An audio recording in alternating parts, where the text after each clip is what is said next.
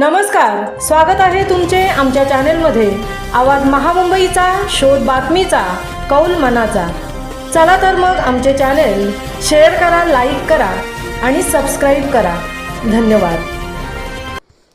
राष्ट्रीय थांगता क्रीडा स्पर्धेत श्रेया पिंगळे रौप्य पदक विजेती। दिनांक 26 डिसेंबर 2025 आसाम गुवाहाटी येथे दिनांक 22 ते 24 डिसेंबर 2025 रोजी झालेल्या 31व्या राष्ट्रीय थांगता मार्शल आर्ट क्रीडा स्पर्धेत महाराष्ट्र राज्य संघात प्रतिनिधित्व करणारी रायगड जिल्ह्यातील कुर्डूस येथील श्रेया पुरुषोत्तम पिंगळे या थांगता स्टार खेळाडूने 18 वर्षाखालील वयोगट 75 किलो वजनी गट स्पर्धेत सिल्वर मेडल पदकाची मानकरी ठरली आहे। या गटाच्या अंतिम सामन्यात जम्मू काश्मीर राज्य संघाच्या मागील सलग 2 वर्ष गोल्ड मेडल विजेती सिबतैना इस्माईल या खेळाडू समवेत पहिल्या डावात 0-9-0-6 तर दुसऱ्या डावात 0-8-0-6 अशा संघर्षपूर्ण सामन्यात नाममात्र गुणांच्या फरकाने उपविजेते पदावर समाधान मानावे लागले।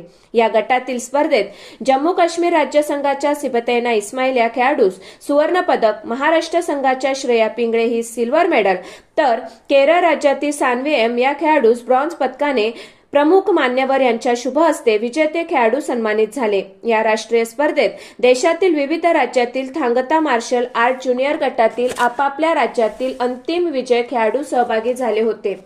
अलिबाग येथे जिल्हास्तर व अमरावती येथील राज्यस्तरीय थांगता स्पर्धेत श्रेयाने सुवर्ण पदक प्राप्त करून राष्ट्रीय स्पर्धेत पात्र झाली होती। नंतर दिनांक 16 ते 18 डिसेंबर या कालावधीत सातारा वडूज येथे संबंधित क्रीडा प्रकाराचे तज्ञ प्रशिक्षक यांच्याद्वारे झालेल्या प्रशिक्षणातून राष्ट्रीय स्पर्धेत महाराष्ट्र राज्य संघाचे प्रतिनिधित्व करून या गटाच्या अंतिम फेरीपर्यंत पात्र झाली व राष्ट्रीय स्तरावर रौप्य पदकाच्या रूपाने उल्लेखनीय कामगिरी केली।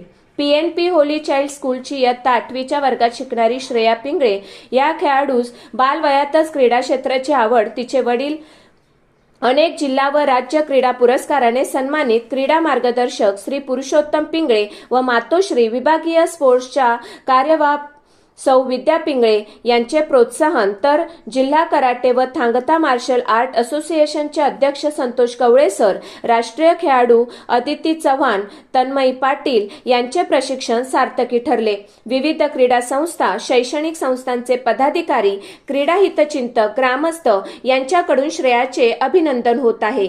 आवाज महामुंबईचा चॅनेलसाठी संदेश पाटील, अलिबाग।